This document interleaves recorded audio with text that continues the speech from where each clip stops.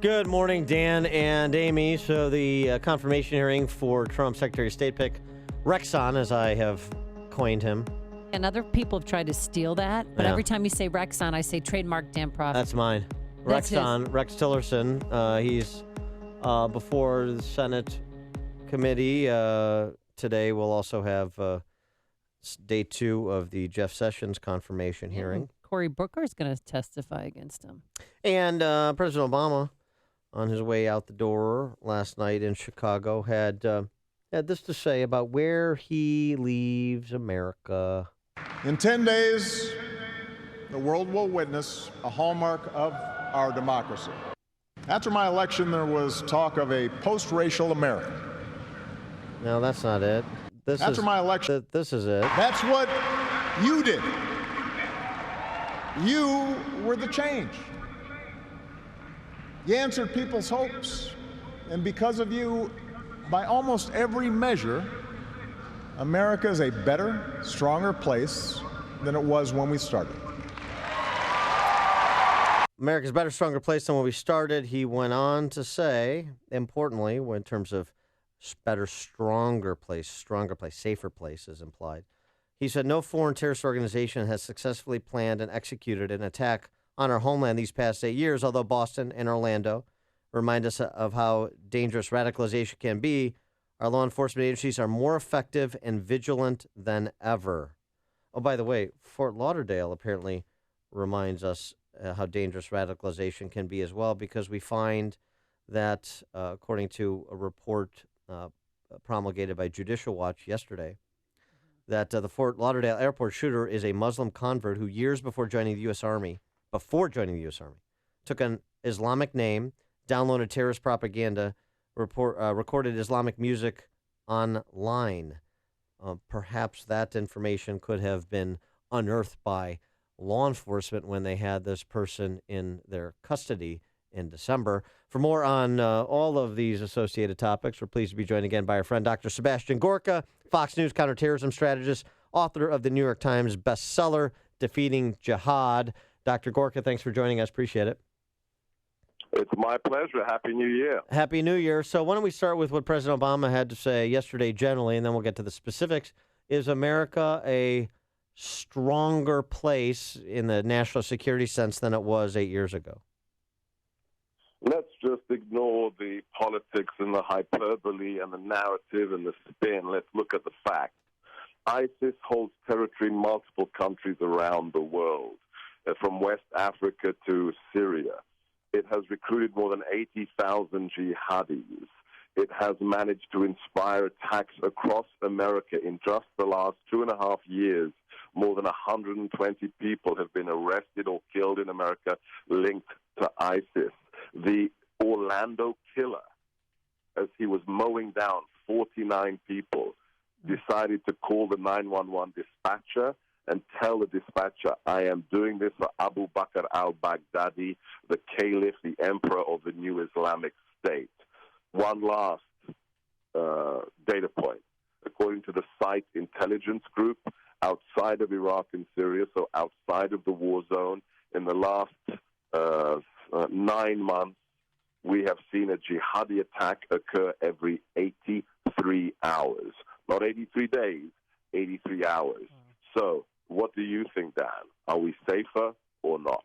No, we're not. And that's some of those good points that you made. But what could President Obama have done to try and stop the violence and stop the killings? Allow reality to actually drive our policies, not allow political correctness to distort our analysis. Think about one thing. Again, these are just facts that seem to not make it into his speech. Recently, 60, that's 60, Central Command analysts, so intelligence analysts sitting in Tampa, Florida, helping to support our wars in the Middle East, complained to their chain of command that their analyses, their intelligence product, was being politically censored, distorted, or lost. Because when they said ISIS is winning, it didn't meet the White House requirement of the narrative that we are destroying ISIS. So the intelligence was doctored. Now, we had problems during the Vietnam War, but it was never as bad as 60 analysts having their words be censored. So first things first, we have to get political correctness out of our threat assessment system, and I can assure you after January 20th, that will be the reality. Well, the other piece of that, he said, in terms of America being stronger, our law enforcement and intelligence agencies are more effective and vigilant than ever. Well, Fort Lauderdale Airport on Friday suggests maybe that statement is difficult to support with the evidence as well. I wonder what your assessment and explanation, if you have one, for how this individual can be detained by the FBI, kind of outsourced to local police for a commitment for 4 days for mental health concerns, and then be released on December 8th, given his gun back, and no knowledge, apparently, internally. We don't know this to be true, but it certainly wasn't disclosed until this Judicial Watch story that came out yesterday, that he had been a radicalized Muslim convert before he even joined the U.S. Army, before he was less than honorably discharged from the U.S. Army. So what does that say about our law enforcement and intelligence agencies? Look, I work very closely with the patriots that are in our state, local, and federal law enforcement and our military.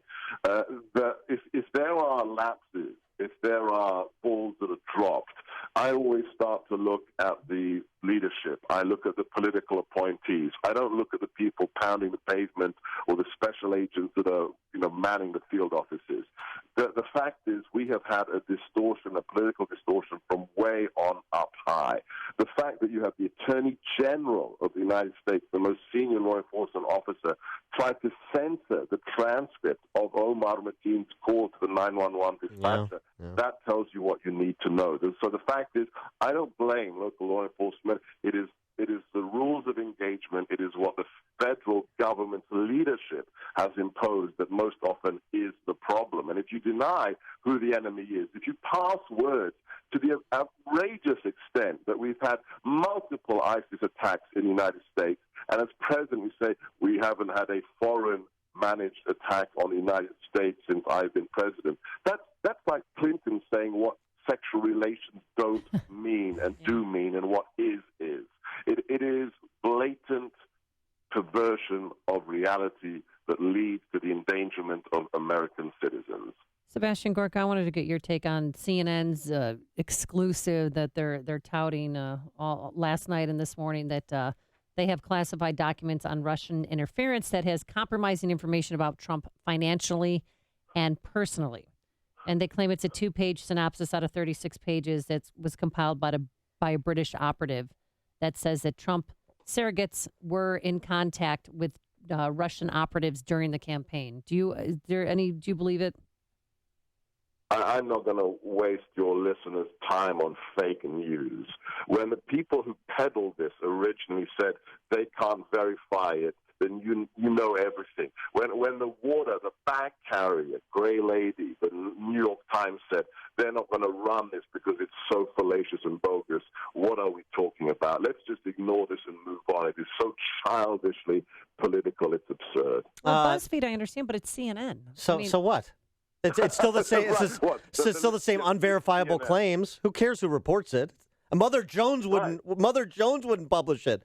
Mother Jones, which is, David Corn. You can't get to the left of David Corn in this country without wearing a hammer and sickle T-shirt, and he wouldn't publish it. There you go. That's enough said. But on the larger topic of Russia, as someone whose family knows firsthand the repression of the former Soviet Union, what is your view on some of the rhetoric and, kind of cutting through all of the fake news reporting, even from allegedly real news organizations, your assessment of Trump and the Trump administration's rhetorical posture towards Putin to this point? Look, I'm not going to talk for the putative, the next administration or the transition team, but I'll tell you, I've met many times, frequently, almost on a daily basis, with General Flynn. I've met Mr. Trump on more than one occasion. These are individuals who know who Vladimir Putin is, as the former director of the Defense Intelligence Agency, which is 10 times more significant in budget and manpower and capacity than the CIA, General Flynn knows who this former KGB colonel is. So again, it's reality versus spin. You've got to go to the source. Read. Your listeners should check out two things. General Flynn's book, Field of Fight, tells you everything you need to know about the next National Security Advisor and what he's going to be advising to Mr. Trump, and a speech that is overlooked, the most important national security speech of the last 8 years, is Donald Trump's speech at Youngstown. If you want to understand what he thinks about the world and how America is going to return and is going to have a pole position as a leader for the values of the founding, have a look at General Flynn's book and the President-elect Trump's speech from Youngstown. And if you want more of Sebastian Gorka, go to upstream-ideas.com. Sat down, had the opportunity to do a long-form interview back at the end of October, right before the election, and Sebastian Gorka weighs in on a lot of topics which are still relevant as we're on the cusp of a new president of the United States.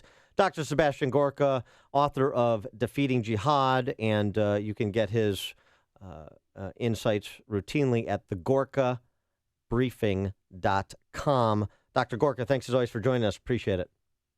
My pleasure. God bless. And he joined us on our turnkey.pro answer line.